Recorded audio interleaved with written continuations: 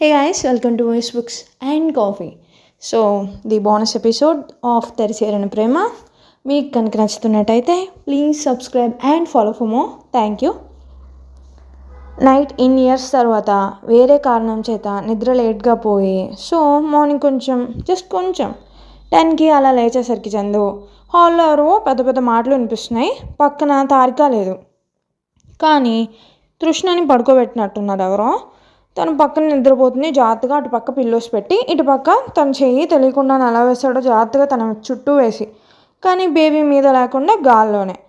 ఒకసారి తన ఇన్నోసెంట్ ఫేస్ని చూసేసరికి మనసుకి ఎంతో హాయిగా అనిపించింది. సన్లైట్ పడుతుంటే జాగ్రత్తగా ఫ్యాన్ స్పీడ్ పెంచి విండోస్ క్లోజ్ చేసి కర్టన్స్ వేశాడు, సౌండ్ రాకుండా. అంతలో తారిక తలుపు తీసుకుని నెమ్మదిగా సౌండ్ చేయకుండా అడుగులో అడుగు వేసుకుంటూ వస్తుంది. ఇంకా చందు లేవలేదేమో అని చెప్పి అది చూసి నవ్వుకొని తనని చూడకుండానే బెడ్ దగ్గరికి వెళ్ళబోతున్న తనని వెనుక నుండి చుట్టేసి అరవకుండా నోరు మూశాడు. తనకి చందునే అని అర్థమయ్యాక గాల్లో చుట్టూ తిప్పాడు. ఓయ్ ఆపు, పాపలేస్తుంది అని అంటున్న తన్ని బెడ్ మీద పడుకోబెట్టి తన మీదకు వెళ్ళాడు. తారిక కళ్ళల్లోకి అలా చూస్తున్నాడు. ఆ చూపుకి బానిసైనట్టు తారిక కూడా అలానే చూస్తుంది.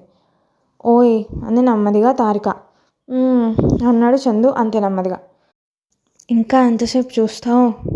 జీవితాంతం అన్నాడు చందు. ఇంకా అదే చేద్దులే, కానీ లైఫ్లో మీ రిలేటివ్స్ వచ్చారు. అత్తయ్య నేను తీసుకురమ్మన్నారు. ఇప్పటికే వచ్చి 10 minutes అయింది రూమ్లోకి. నేను పద. ఎవరు వాళ్ళు అన్నాడు చందు డిసప్పాయింట్గా. దానికి తారిక నవ్వుకొని ఏమో ఎవరో మావయ్య అంట అంటే వెళ్దాంలే, 10 minutes కాదు కదా, ఇప్పుడు మనం ఎంత లేట్ చేసినా అమ్మ డిస్టర్బ్ చేయదు.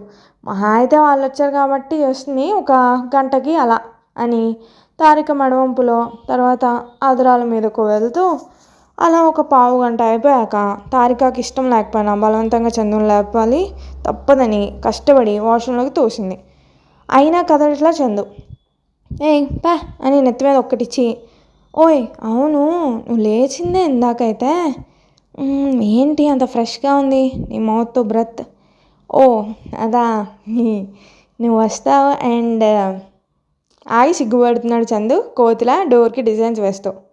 తారిక అది చూసి లోపల నవ్వుకొని పైకి, ఆ డోర్ పాడు చేయొద్దు కానీ మ్యాటర్కి రా అంది నడుము మీద చేతులు వేసుకుంటూ. హిహిహి చాలా ఇయర్స్ అయింది కదా, సో బ్రష్ చేసేసా అని డోర్ వేసుకున్నాడు తన కొట్టే లోపల ఎస్కేప్ అవ్వాలని. బెడ్షీట్ మడత పెడుతూ చందు ఇదివరకు కూడా అంతే. ఆ ఆన్సర్ తనకి తెలిసినా మళ్ళీ అడగాలనిపించింది తారికకి. తృష్ణని మురిపంగా ఒకసారి చూసి ముద్దు పెట్టుకొని వెళ్దాం అనుకుంటుండే లోపల నుండి చందు పెద్దగా, ఓయ్ తారా, మొన్న చేపించినట్టు ఇప్పుడు చేపించొచ్చుగా. ఇప్పుడు ఆ ప్రోగ్రాం పెడితే నువ్వు మొన్నట్లా చేయించుకో, ఏం చేస్తావో ఎన్ని గంటలు పడుతుందో అందరికీ తెలుసు, కానీ వినేవాళ్ళకు కూడా త్వరగా రా, నేను బయటికి వెళ్తున్నా అని చందు డిసప్పాయింటెడ్ గ్రౌల్ విని నవ్వుకుంటూ బయటికి వెళ్ళింది తారిక. చందు రెడీ అయ్యి బయటకు వచ్చేసరికి అక్కడ జగన్నాథం మావయ్య, ఆయన కొడుకు కూతురు భోజనానికి సిద్ధమవుతూ ఉన్నారు. బాగున్నారా మావయ్య అని ఆయన కాళ్ళకి నమస్కరించి, రారా అల్లుడు నీకోసమే చూస్తున్నా అని ఆయన చందుని దగ్గరికి తీసుకొని 2 భుజాలని గట్టిగా నొక్కుతూ ఎంతో ప్రేమగా గర్వంగా చూస్తున్నాడు ఆయన చందు కళ్ళలోకి. స్వచ్ఛంగా నవ్వాడు చందు. జగన్నాథం గారి కళ్ళల్లో ఎక్కడో కొంచెం కృతజ్ఞత తొనికెసలాడుతూ ఉంది.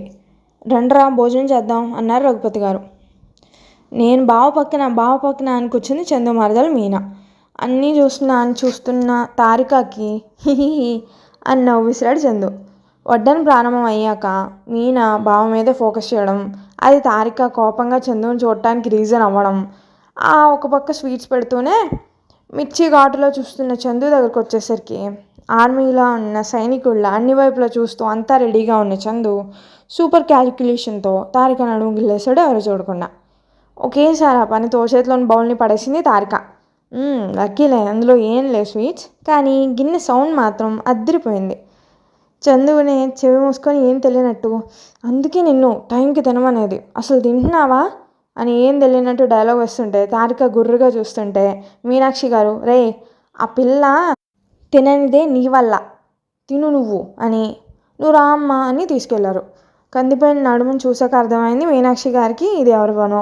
ఇది రాయించుకోరా వెదవతో తర్వాత అని వెన్నగిన్నె ఇచ్చి వాళ్ళ దగ్గరికి వెళ్ళారు. విన్న పరువు తీసేస్తున్నాడు అని సిగ్గుపడుతూ లోపలే ఉంది తారిక.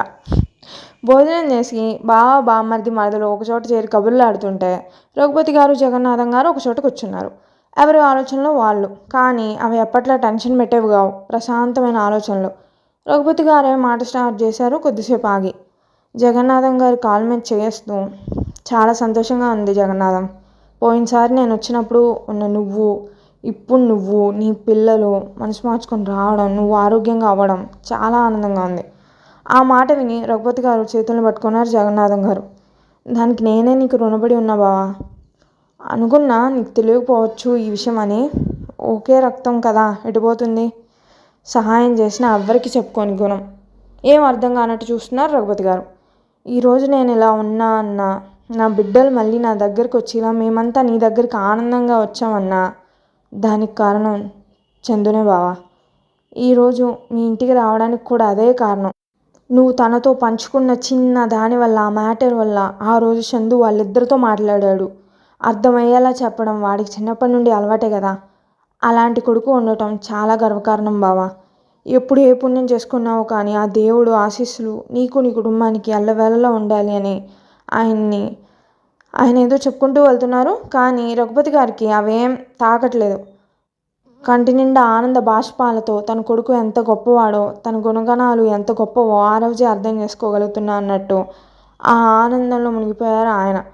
సాయంత్రం అయింది. అలా వాళ్ళు ఇంటి దారిన పడ్డారు. వెళ్తూ వెళ్తూ, మీనా నువ్వు చాలా లక్కీ అక్క, అసలు బావని నేను పెళ్లి చేసుకోవాల్సింది మిస్ అయ్యాను అని ఒక బాంబు పేల్చి వెళ్ళిపోయింది. ఇదేం తెలియని చందు హ్యాపీగా చూయింగ్గా నవ్వులుతూ వీడియో గేమ్ ఆడుతున్నాడు. వాళ్ళు వెళ్ళిపోయి ఆ గార్డెన్లో కూర్చున్నారు. రఘుపతి గారి దగ్గరికి మీనాక్షి గారు వచ్చారు. ఏంటండి ఇక్కడ కూర్చున్నారు అనుకుంటూ. లోపలేమో మన తారిక గారు కాళికాల అవతారం ఎత్తి చిరుబురులు ఆడుకుంటూ చందు పక్కన కూర్చొని కళ్ళతోనే కారాలు మిరియాలు నూరుతుంది. తను పట్టించుకోకుండా గేమ్లోనే మునిగిన చందుని చూసి ఇంకా కోపం వచ్చి పక్కనున్న పిల్లోని మీద విసిరింది. ఓయ్ ఏమైంది నీకు అని తన వైపు ఒక లుక్ ఇచ్చి మళ్ళీ గేమ్ ఆడుతుంటే తారిక కోపం వచ్చి వెళ్ళి పవర్ ఆఫ్ చేసేసి పడేసింది. ఓయ్ ఏంటి వెళ్ళ, ఎందుకు గేమ్ ఆఫీసర్, ఏమైంది నీకు మళ్ళీ అని తన వైపు తిరిగి కూర్చునేసరికి ఇందాక మీనా అన్న డైలాగ్ చెప్పింది తారిక. అదేం లేదు అని తల వెనక్కి చేతులు పెట్టుకొని పడుకున్న పోజ్ చూసేసరికి ఇంకా మండి తన మీద కూర్చుంది వచ్చి.